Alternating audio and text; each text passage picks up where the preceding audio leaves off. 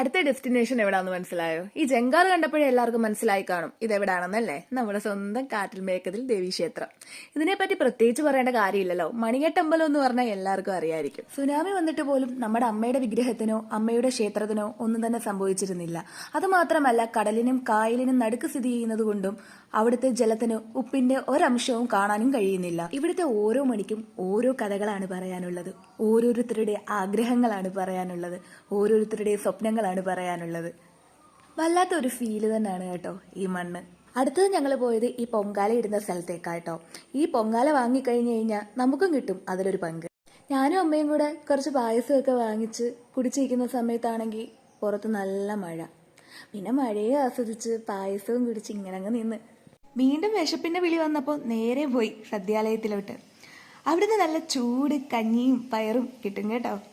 പക്ഷെ ഞങ്ങൾക്ക് ഇന്ന് കിട്ടിയത് നല്ല ചൂട് മുതിരയായിരുന്നു. ബാക്കിയുള്ള നേരം കടലിൽ അടിച്ചു പൊളിച്ചിരുന്നു കേട്ടോ.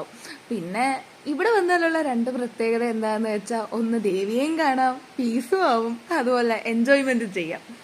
അതിനുശേഷം ഞാനും അമ്മയും കൂടെ നേരെ വണ്ടി വീട്ടിലോട്ട് വിടാൻ തീരുമാനിച്ചു.